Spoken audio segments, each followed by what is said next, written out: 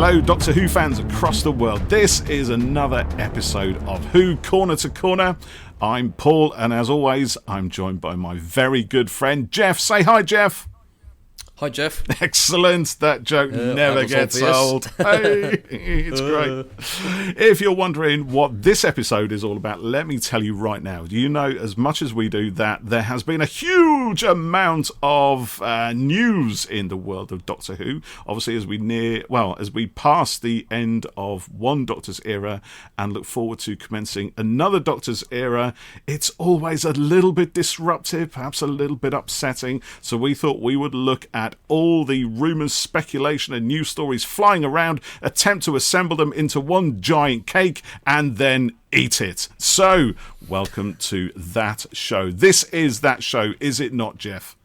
It is that show. Yes, the show where you get virtual cake made of Doctor Who news. That's what it is! We should call it Doctor Who cake, news cake. Yeah, except we can't actually eat it and it doesn't actually involve any baking. Just us chatting about stuff. So there you go. So one of the biggest things I think that we probably should talk about, because there is a lot of speculation flying around, there's a lot of false information, and there's a lot of fear perhaps as well, I think, which this is all to do with the news that Disney have got involved in the whole distribution deal for Doctor Who. What do you think of that, Geoff? Yeah, I think it's a good thing for the show. So the press release came through last week on email, and I read it, and I said, I read it, I looked at it and thought, oh my God. I went to go on Twitter to say to you and the others in the chat group, you know, you're not going to believe this, but it had already been announced on Twitter, because by the time I'd had the email, read it, and some time had then passed, so I'd sort of missed the window. And then I read into it a bit more. I think it's a really good thing, long term, because it means, the rest of the world will be able to get hold of Doctor Who probably easier than they have been able to. I know in America it's on BBC, it was BBC America, and it wasn't as sort of, it was kind of the equivalent of Sky. Like I think American TV, for example, works like you get ABC and NBC, and that's just kind of part of it, and then you get cable and all that kind of stuff. So if this isn't true, lilisteners in America, please let us know. Yeah, that was my understanding from my times out there. But so to get onto Disney Plus should be a lot easier. So it should make it more widely available for people. I do understand some people's frustrations that they're now having to sort of go through a paywall to get to it. But what I would say is that is money that I imagine will go back in towards the making of the show, which is therefore beneficial to it. And there's also tons of stuff on Disney Plus that is well worth watching, even if you don't like Marvel or Star Wars. There's just a lot of so stuff much, on there, isn't there? So much stuff on there. It's on. We have it on all the time at home. I was going to say, actually, I think of all the streaming platforms that we subscribe to, Disney Plus is the most watched by everybody. There's always something on there for someone in the family. It's pretty good. But of course, like you said, what it means is that people are going to have to sort of pay whatever the equivalent is of what is it? And $8.99 for a starter package. It's not upwards much from that. really. I don't know what that is in dollars. Probably $1,000. I don't know. Probably not actually, because the pound isn't very strong at the moment. No, true. But I think you could do rolling monthly on it, so you could sign up for 2 months, watch all of the series, and then come off it again. It's not that bad. Yeah, I don't think there's any penalty for unsubscribing for half a year or so, is there? No, I don't think so. No, stop paying, come back in when there's something of interest. Yeah, that's it. And there was quite a lot of rumour going around that Disney had bought the show or were doing co-production in it and things like that. And I read the press release a number of times, and I see nothing about that in there, and I don't understand. Quite right. Yeah. If that was the case, why would they not reveal that information? Why would they? Why wouldn't they want to? And I see no reason to keep that quiet. So my understanding is it's literally just distribution, the same way that when the early Marvel films were being made, Disney had bought them, and the production was being done with Disney, but the distribution was still with Paramount. So they had nothing to do with the film being made. They just took the end disc, and sent it to cinemas. That was it, and it's the same here, I think, because if it was a co-production thing, they would have made a big deal of that, I think. I think so. I think so. I mean, a lot of that additional stuff, this kind of fear about, well, Disney are going to be co-producing it. Eventually, they're going to own it, and then that's the end of it, as far as anything knows. But I think that story came from the Daily Telegraph over here, and they got the same press release that we did. Yeah. And as you said, there was nothing to do with a co-production deal at all. It is purely, at least for now, and as far as we know, according to the press release, a distribution platform only. So it's literally just a platform that different territories across the globe can show the program on. That's it. And I think it's, from the BBC's perspective, that's got to be easier to deal with, because rather than dealing with 20, 30, 40 distribution companies, broadcasters, they deal with one. Yeah, that's exactly it. They do the deal with Disney, and Disney then releases it internally through their territories. And you know what? If the oft talked about collapse of the BBC, God forbid happens, then as a property, the show is or I guess would end up being sold off to Bad Wolf or whoever, but with the Disney Plus thing, it means it's got a home. Exactly. Still, Yeah. By that time, you would imagine. I mean, hopefully it doesn't happen, because we lose the BBC, we lose something intrinsic to to TV and our culture over here. But if it did happen, then I think you're right. I think the future of the show looks a bit stronger, because if the BBC ended and Doctor Who was 100% owned by the BBC, then it would probably just disintegrate along with the corporation. Yeah. But you do wonder if there's some kind of safeguarding going on if that were to happen with these deals, with Bad Wolf essentially making the show. To be honest, they're going to be producing the scripts, they're going to be hiring the directors, the crew, everything.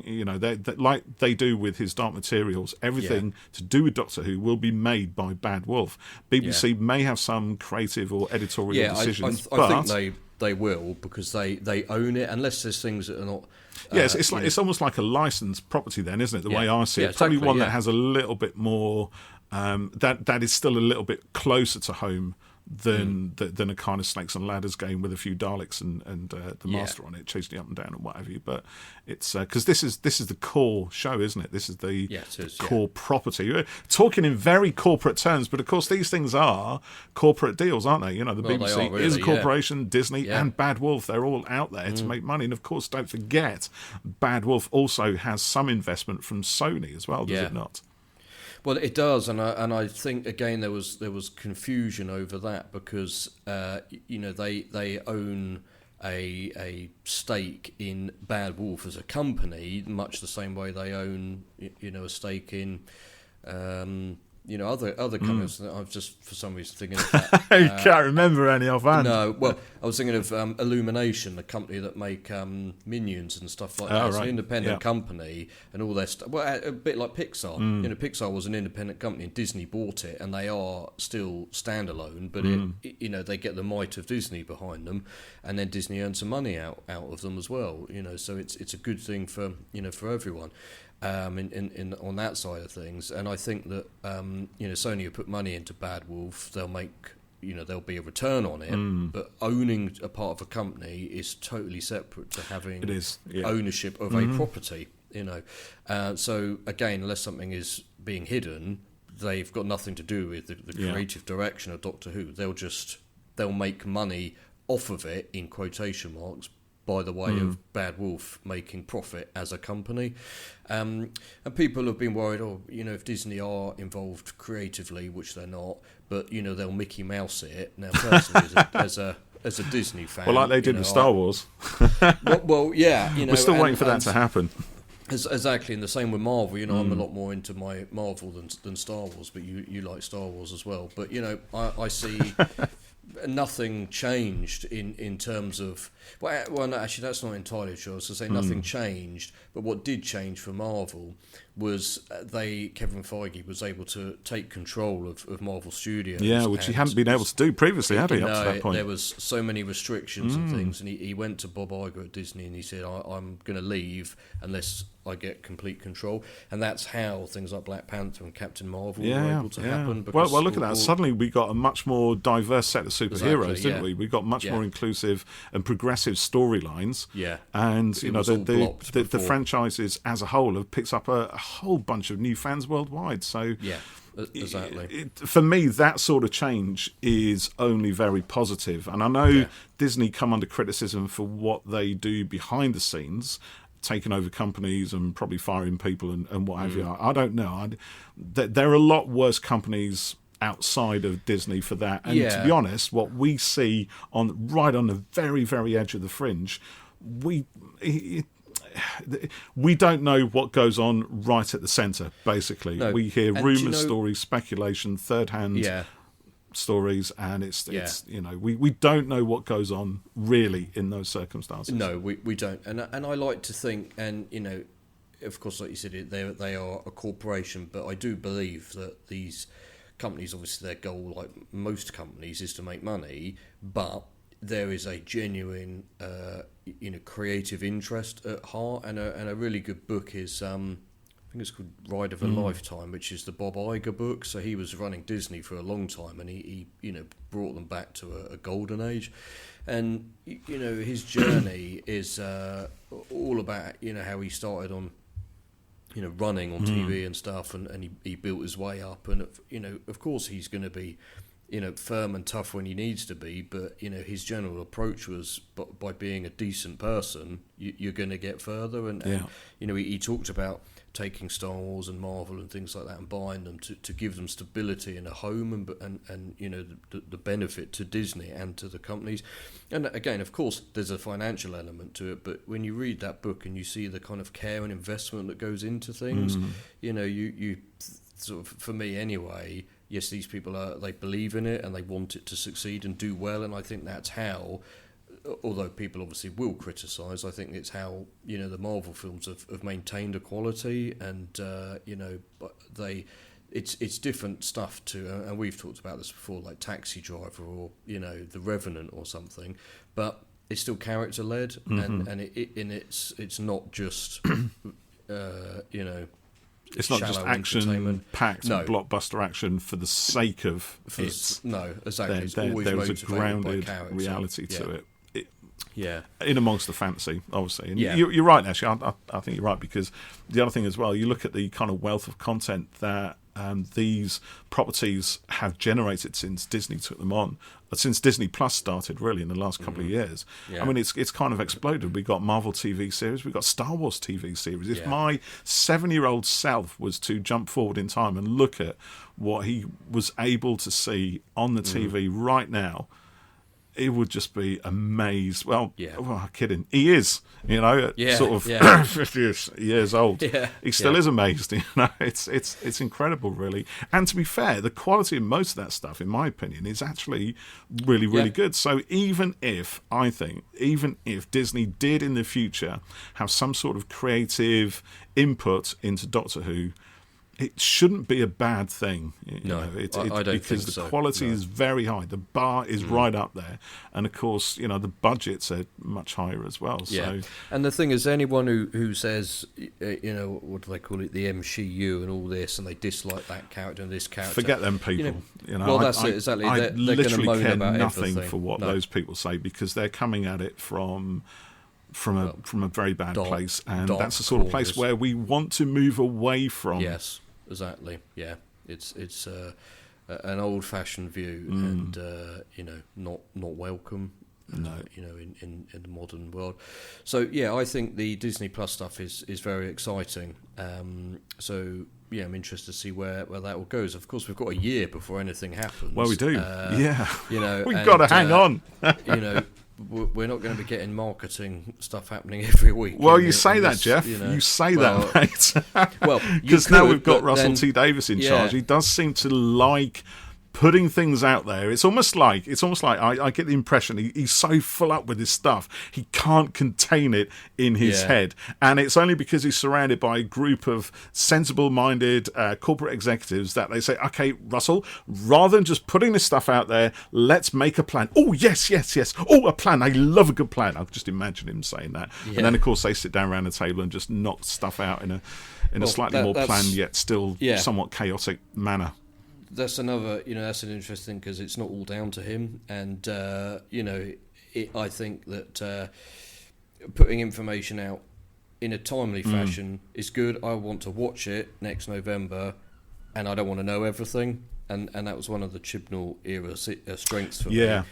Same with me, as we've said on this podcast many times. We don't like. I mean, I don't like surprises being spoiled. It's, I really want to experience things as they unravel and be delighted and shocked and surprised in equal measure by something that I don't know is coming.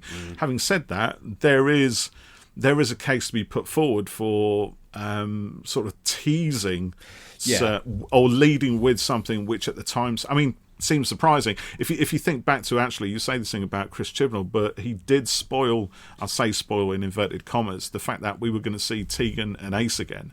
And that was a massive, massive thing. But of course, there were a lot more shocks and surprises than just that alone. It's a fine line between, showing enough to hook you in and giving it all away. And I think sometimes Moffat used to give too much away in a sort of need to hook people in. And I suppose, but again, it's more than a decision of just one person, isn't it? There's a whole team of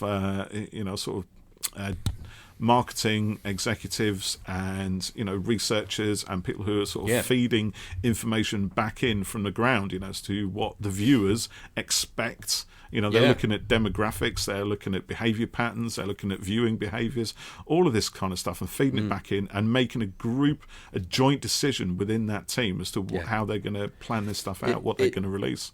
That's it. It doesn't work that any one showrunner goes, this is what's going to happen this week. That doesn't happen. And I used to get emails during series 10, 11 and 12, I think it was, for specifically about Who, for the BBC Consumer Panel or something, and I don't think they do it now. But every week you would be asked, have you watched the episode? What did you think? What did you like? What did you think? You were one of the chosen few then, Geoff. Yeah, and you'd have to rate things out of 10, or what did you think of this character? What did you think of this plot line and stuff? And you'd have to go into quite a bit of detail about it. And I never won the Amazon vouchers that you got for taking part. All that work, but what it meant was I was contributing my feedback to a place that was, it was being received. So I think when you see people saying, for example, nobody likes the recent era of the show, or nobody remembers Avatar, that that's the other. What that really means is I didn't like it, and my friends, but also, who are my friends because they think in a very similar way to me, that's why they're my friends, they didn't like it either. And other people I speak to, they didn't like it. Well, yes, because you speak to people who are a little bit like you. And having done those questionnaires for the BBC, I know that they are researching all of this to get a gauge of what's popular, what wasn't popular, and going on to Avatar for a moment. But there wouldn't be a gigantic theme park about it if Disney hadn't done the research to go, actually, people do like this thing. Let's spend $500 million on it. That sort of thing costs a lot of money, and you want to get your return from it. Basic, like if there's a theme park for Star Wars, it's because it's popular. If there's one for Avatar, it's because it's popular. There's a Super Mario World, it's because it's popular. It's pretty basic. So I know that. I mean, I don't know what the results are and stuff, but having contributed to the Doctor Who stuff, they are asking you about everything. And that stuff will still be happening somehow, somewhere. So I think. It's all quite good for the show, the Disney Plus stuff, and I think that the year we've got to wait now. Hopefully, it'll be filled with some more surprises and books and audios and stuff like that. It was really good to see Ncuti on was it Good Morning America in the States. That's a big deal, to go on that kind of massively viewed prime time show. I mean, let's put it this way: tomorrow, they're debuting a new Avatar trailer on there. You know, it's where big stuff happens because, you know, lots of people are watching it. And he did a little video where he was sort of talking about, you know, Doctor Who and its history and things like that. I thought he came across brilliantly. He's got a really kind of bubbly voice. He's really vibrant and energetic, and it's exciting to see what he does with it. And I kind of hope that, you know, we get a kind of, you know, another fun, you know, a Doctor that kind of reflects him a little bit. And you know, you can't really judge anything from a 2-second clip of him going, what the hell is going on here? But that seems a bit more, you know, moodier than, you know, him in real life and maybe what his Doctor would be like. But obviously it's a clip to show you, you know, this is what's happening, and that, you know, something strange is going on. So I don't think he will be in the 60th. Well, that's the other thing. One of them, or all of them, in some. Well, in some form. The press release said starting in November next year for 3 episodes is Tennant, and in the festive season, Ncuti Gatwa takes over. So my thinking is maybe we get 3 episodes across the week of the 23rd of November, or an episode a week, you know, within that period, and then maybe Ncuti will be Christmas Day. Maybe. I doubt they'll start a series on the Christmas period. You know, I don't think that would happen, but I think maybe he might be Christmas Day. That would be, you know, yeah, it'd be interesting, wouldn't it? What's your thoughts on the Christmas episodes? Because we haven't seen one for quite a while. We've had New Year's Day stories, but we haven't had a Christmas episode since Stephen Moffat left. With the final 12th Doctor story, wasn't it? Yes, Twice it Upon was. Time. Yeah. Well, let me put it this way: it was a major pain in the arse when I said to my family, "I need to watch Matt Smith regenerate," and they all took a walk for an hour on Christmas Day so I could watch it, and I felt really bad that they'd all left the house so I could watch Doctor Who. And when you are young and you don't have kids and things like that, it's great to be able to sit down and watch it. When you change and, you know, your lives are a bit more like ours are, it's, well, you know, Freya would watch with you. It's not possible to sit down on Christmas Day and watch it. I think it's nice having it on Christmas Day. It's an event. It's exciting. It's an event and it's exciting on New Year's Day. I don't understand the, you know, like the thing of like Doctor Who should be on a Saturday night, not a Sunday. Who cares? Ooh. You know. I don't know, mate. I don't know. Is it all part of the package, or does that exist just in our heads? Perhaps? It's in the heads. But it being on a Saturday night makes it no better than it being on a Sunday night. Just, you know, the show is the same. It don't matter. You know, if you go and see a film on opening night, it's magically better than if you went to see it on second night. But it's it's not. It's still the same film, isn't it? It's still the same. Yeah. You know. Yeah. So yeah, the Christmas Day stuff. If we got it back on then, it'd be great. I don't think that again, this thing of, you know, Chibnall and team and BBC, you know, took the slot away and they lost it and all of that sort of thing. It's a conspiracy. You know, you know, it'll be a team thing, and they'll have researched it and gone, you know, we think that most people are sitting down to have their meal and they're not watching. Let's move it to New Year and see what happens with it. You know. But if it comes back to Christmas Day, great. If it doesn't, then, you know, fine. But if it does go on 6 p.m. on Christmas Day next year, I'm not going to be able to watch it till a lot later, so the podcast will have to wait till it's done. It's an interesting one because, I mean, when my kids were sort of aged that yours are, it was impossible to watch anything really when they were around. It was always either their TV or something to do with them, because that's what they do. Kids take up a lot of your life, as anyone who's had kids or has kids will know. But then it gets to a point when they become moody teenagers, when they go off and do their own thing.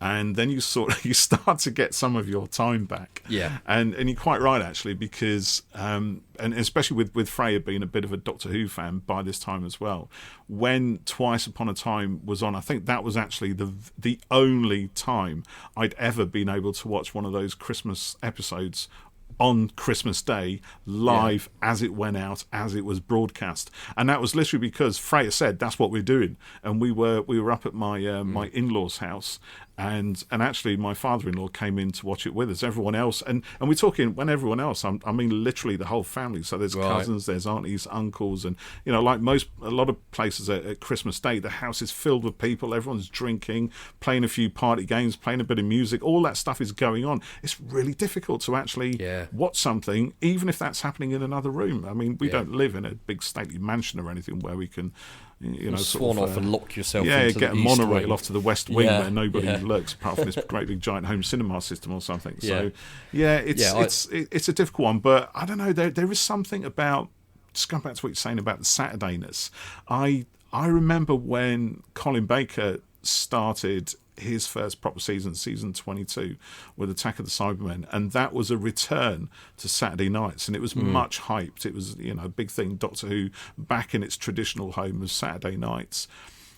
But I think that only lasted as a couple of years. When Sylvester McCoy came back, it was back to the weekdays, and I think you're right. I think that kind of Saturday nightness is an effect of nostalgia, perhaps. And obviously, when Russell brought it back in 2005, it was back on Saturday nights again. So we have a whole generation of people who grew up with those, with those stories on a Saturday. Again, part of the thing. But for me, again, I rarely watched them on a Saturday night. It was either much later on Saturday night or Sunday night or Monday night when the kids had gone to bed. Yeah. No, when it came back, I watched the first 3 weeks live, and then I didn't see any of the rest of it because I was working. I was out filming. And then when it came out on DVD at Christmas time, I bought that and I watched it all in a weekend. But I'd missed 3/4 of it going out live because I just couldn't watch it, and I was still living at home at the time, and I couldn't record it, and maybe we didn't have Sky at the time. I don't know, but I couldn't do it. And obviously it'd be a bit different now. But as my kids get older, they're going to be wanting. They'll be up later and everything. They will. They'll be doing their own thing. So talking about the nostalgia of Saturday nights and Christmas. Then now we are moving into the 60th anniversary episode, and we've got a new logo, Geoff, which is not Paw Patrol. It's not based on... Honestly, the amount of social media posts I've seen... that's based on pointy. Paw Patrol. It's more likely the other way around, dear listeners. Yes, exactly, But this is a kind of revamped 1970s... or revamped version of the 1970s Diamond logo, which for me, growing up, was defined Doctor Who across all its media, including Weetabix boxes and cigarette candy cards and things like that. It was ubiquitous. It was literally on everything, and it's back in a slightly redesigned form. Very minimally. And I'm not going to make any bones about the fact that I actually really, really love it. But I don't know how much of that is nostalgia based and how much of that is because actually, it just looks really pretty and everything else. What are your thoughts? Yeah, I think it does look really nice. I really like the Whittaker era logo, and I'm pleased. Absolutely, I love it. I've always been a sucker for a light font, but sometimes a big, bold statement from a branding perspective is very strong. Yeah. I'm pleased that the Whittaker one is staying on the collection box set. That's the sort of thing that would actually annoy me if they changed that. But normally I don't really get worked up on stuff like that. I like the new logo. But there is an element for me of going back and relying too heavily on that. I think you said online if it's for the 60th, through to when Ncuti series starts, then he gets a new logo. Fine, that's great. That's what I'm hoping for. I'm hoping it is really just for the anniversary, which is all about celebrating the history of Doctor Who. So I'm kind of up for that. If we were going straight into Ncuti Gatwa's Doctor without any kind of celebration, if it wasn't that, if it wasn't the 60th, if this was like year 52, 55 or something like that, and then we suddenly get a whole bunch of stuff that is looking backwards, then I would, I'd be. It's acceptable in a different now, frame of mind, I think, because of what it is. My ideal scenario would have been that Jodie stayed on for the 60th and then regenerated in that, and then the first female Doctor would have fronted a big thing and she'd have been the face of it, but it didn't work out that way, and that's that. So yeah, I think the new sort of polished diamond logo looks good. I like it. I do think that nostalgia can be. It's a bit rose-tinted glasses, and it can be a bad, dangerous thing. I think you get you get hung up on stuff. It's like when people say, "Oh, I love so and so band, and I love their first album, but they don't like any of the other stuff because they can't kind of move past that thing that hooked them in and that initial sound." And I think that I like things that remind me of my childhood and looking back and going back to things, but I also think it's really important to move forward and Agreed. develop and change. And I remember Bono once saying that if they were interested as a band in what the music was that they were doing, they hoped that their audience would go with them, because if they keep changing and trying new things, it's what keeps it fresh and interesting. And now their quote-unquote surprise album later in November is a bunch of old songs reworked into new styles, and that to me is quite interesting, because I think they haven't done anything like that before, and it ties in with Bono's book and stuff like that. But as long as they're so you're a bit of a U2 fan, aren't you, Geoff? A little bit, yeah. If you hadn't realised that by now, listeners, Geoff is a very much dyed-in-the-wool U2 fan. And as long as they're completely different, then it's fine. Well, who am I kidding? Of course I'm going to listen to it anyway. But I'd want it to be something a bit different. But with nostalgia and stuff, I see people online talking about all the the nostalgia strong here and stuff, and it makes me a bit like, I think it can be dangerous to.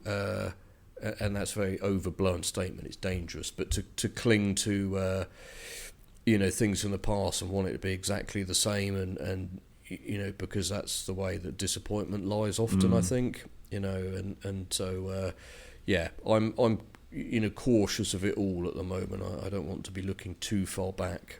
I get it. I mean, without looking forward at the same time, I should say. That's the way to do it, I think there's that's a balance to strike, So, we've got a long while to wait for all that, really.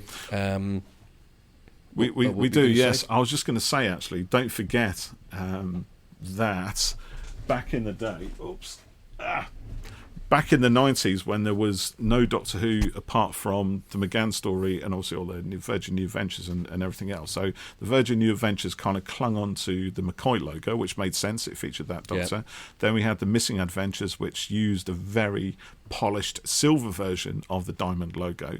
And then when the 8th Doctor story, the TV movie, came on, we were all really surprised to see the return of the Pertwee logo, which was then used on Doctor Who spin-off. Actually, it's still being used right now. It was a case where the new stuff would always carry the branding of the TV show, but the books and the DVDs would have the sort of slightly, very, very, ever so slightly redrawn Pertwee logo from the TV movie. And so in some ways you look at these things and you think, well, yeah, maybe we're just getting hung up on trivia. In a way, the important thing is that the program is continuing. It looks to be super strong at the moment. It certainly looks to be in good hands, and obviously we're getting the global distribution that Disney can bring. And but that was something else. I was sorry to interrupt. I was going to say you're not sorry at all. You're not sorry. No, I'm not. I wouldn't be sorry. If the show really was in an awful state, someone like Disney wouldn't take it. They wouldn't touch it with a barge pole. And you could say, oh well, they've done it because it's Russell T Davies and David Tennant and stuff. No one person is strong enough for that kind of thing. Exactly. If the show was so poisoned now, which it isn't, they wouldn't do it because they'd say, well, we don't know what we're going to get. It's so we could talk about all of that. As a whole other thing, but these things wouldn't be happening if the show wasn't in good health creatively and in terms of its box office, as it were. I think I read that it made 500 million last year, and I believe that's from the show alone, not just not all the other media, and ancillary stuff as well. Old books and whatnot. So yeah, I think it's in a good place. So to change subject almost completely, unless you had anything else, I went to see the crime and comedy theatre company production of Hound of the Baskervilles last week on Friday night, starring Mr. Colin Baker and also Mr. Terry Malloy, who played Davros in a number of stories with Colin. And so, yeah, it was quite nice. I haven't been to the theatre in a while. It was a good crowd there, and I don't know much Holmes stuff. I like the Downey films, but I do remember Hound of the Baskervilles. You're the pure Sherlock Holmes in that case, then, with Robert Downey Jr. Yeah, I really enjoyed those. Being sarcastic there, obviously. Oh right, yeah. Well, I really liked them. I thought Guy Ritchie did a great job on them. But I remember seeing Hound of the Baskervilles on TV when I was younger, and it being quite scary. But this show was almost like watching Big Finish live, which I think is something Big Finish should do actually. It was done like a radio play, so they got up and they said their lines, and people made sound effects when they were talking and stuff like that. And it was really well done. Colin was great. He's got such an identifiable voice. He's a little bit sort of gravelly in it, and he does this little high pitch thing as well that he throws in sometimes, and he put on a few accents and stuff. And he's good at his accents, isn't he? He is good, yeah. Very good. And we had they an got some good accent laughs on our little podcast. Yes, yeah, he did, yeah. So yeah, I really enjoyed it. So I was very grateful and thankful to Crime and Comedy for the invite there. You weren't able to go, unfortunately. No, I wasn't. I was looking to get down to Andover, but when we started hunting tickets, it's like, no, it's gone. It's sold out. Yeah, it's sold out. So and then after that, just couldn't quite make the dates and locations work. Yeah, it's kind of running sort of Midlands down, I think, through to the end of November. Yeah, and then it moves up north, doesn't it? I think so. Yeah, but it moves northwards. Yeah, let me just have a quick look. So I can't remember what the dates were, but what I'm getting at is it's running for a little while, and hopefully people might have the chance to go and see it. So you'd recommend it? I'm assuming from your enthusiasm.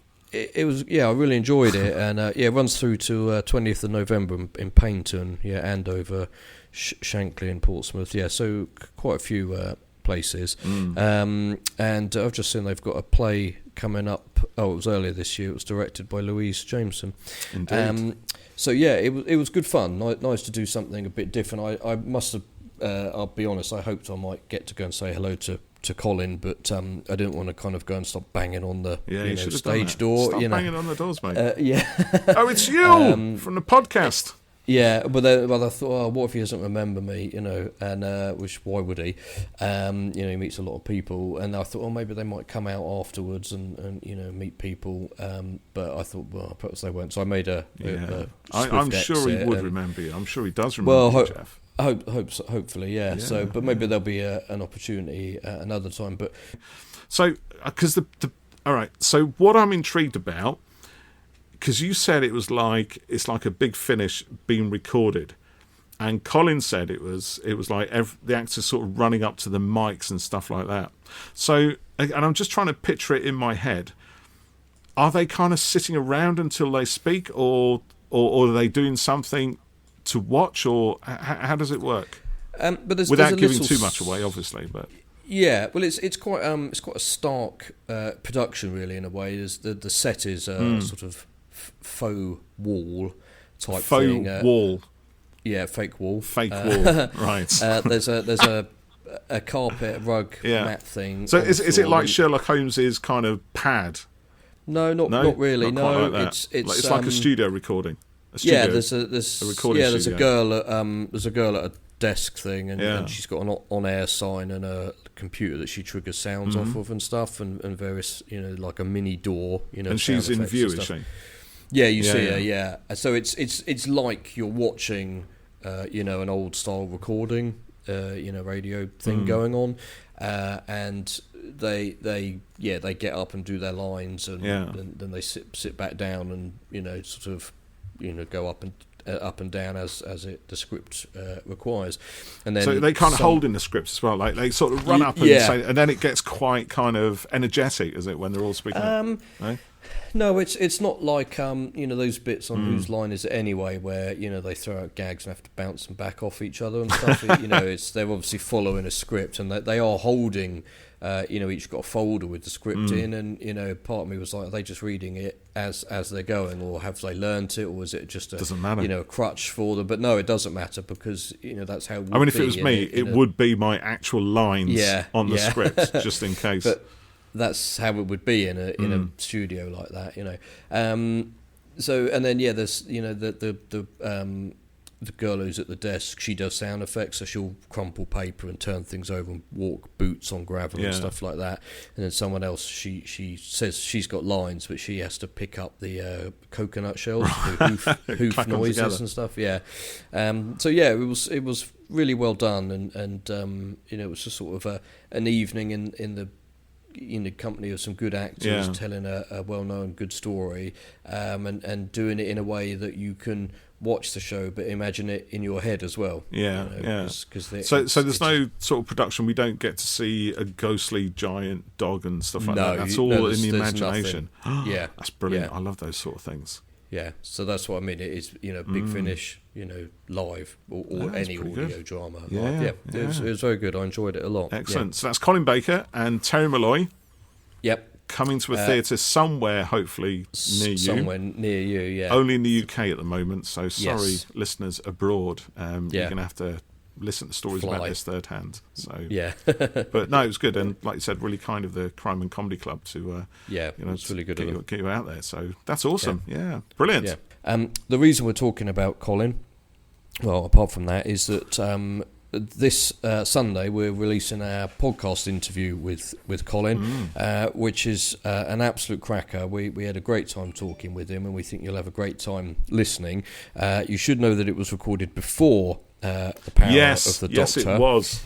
So listen out for Colin's outright lies to us.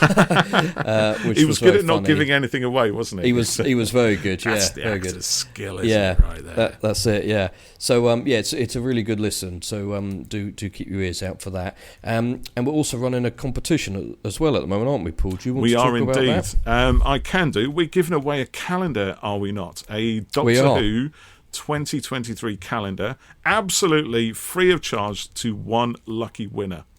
Yes, so it's big thanks to Danilo, the calendar company, for that. So it's the 13th Doctor calendar. I've had a look. Well, I've also I had already bought one for the office, but it's got loads of great pictures by James Pardon, of course, in it, and stills from the show as well. And each month is a different episode, a little synopsis and stuff like that. And these calendars, to be honest, all the Who ones are really always really nicely designed, but these ones are really kind of vibrant. They do look quite nice, actually. They are really good. So to be in with a chance of winning this, all you have to do is follow the podcast on Twitter and like and retweet the tweet about the calendar. So I think we're running it for a fortnight, and then we'll pick a winner.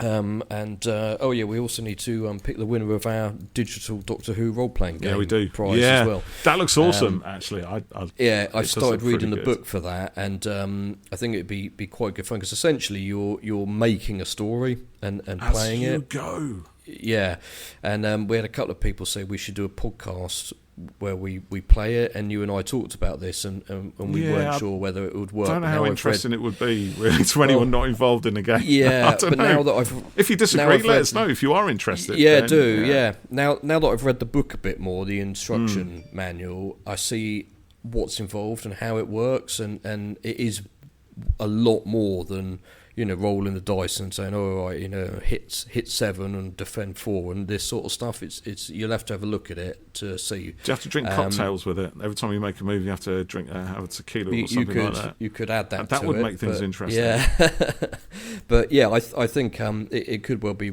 worth a go. Actually, it might make for quite entertaining episode. So we'll have a look into that. We can see what happens. That's probably it for this bonus episode. Maybe we should do these a little bit more often. Things happen, don't they? News and stuff, and we don't always kind of cover it. But we could look to do it a little bit more. But yeah, we will be back this Sunday with Colin's episode. And what we're going to do next week, Paul? We've got some Meet the Whovians that we need to do. We have got some more Meet the Whovians. Yeah, we've got. We're going to look at a few episodes from the back catalogue as well. Not our back catalogue, Doctor Who's back catalogue. Because what we've got to think of now is we've got a whole year with no new Doctor Who stories apart from things appearing on Big Finish and possibly books and stuff. So we'll obviously talk about some of those as we go through, but with the lack of an actual TV show, we're going to have to think up some content. So actually we're going to throw out to you, dear listeners, if there is some burning Doctor Who related topic, subject, book, audio, TV or whatever that you'd like us to put our minds to and give you our ramblings on, then please let us know, because my brain is diminishing and I can't think of all these things, and Geoff has his brain on much higher subjects these days. So yeah, do let us know. We'll obviously have a few special guests again between then and now. We've got a few people that we're talking to, so we'll bring some of those to you, and that'll be a lot of fun. But yeah, so stay tuned and see what we've got. We will think of things, but yeah, let us know what you like. Do let us know what you think. Yeah, we'd love to hear from you. Yeah, I mean, can you imagine that? We're putting stuff out there and people don't like it. I mean, what would that be like? That'd be awful. Yeah. We don't know. We just don't know unless people tell us. Maybe we should start sending out a survey for people to answer. What do they think about performances this week? Get them to write an essay on your performance and mine, obviously, and what they liked and didn't like. You'd be rated higher for your voices. I doubt it, mate. that just makes up for lack of imagination, if anything. Brilliant. Well, we did say this was going to be a quick one, but it's actually taken it's not almost about 3/4 of an hour. So let's wrap it up there. Thank you, Geoff. And it's I'm glad you got down to see Colin at the Sherlock Holmes thing. That sounds pretty good, actually. Yeah, I was really pleased to do that. Yeah, good stuff. That's good. All right. Well, thank you for listening as always, everyone. And we'll be back in a couple of days with Colin, or we'll be, depending on when you're listening, you could just go right to the next episode. Yeah. Don't forget, we also talked to Sophie Aldred as well a couple of episodes ago. So if you haven't listened to that one, and if you're still in the throes of post Power of the Doctor trauma, then do check it out, because Sophie talks all about her time in the Power of the Doctor. Yeah. And there's some lovely stories in there. So do check it out if you haven't already. Yeah, that's a really good one. Take care. Thanks, everyone. See you soon. Goodbye for now. See you next time.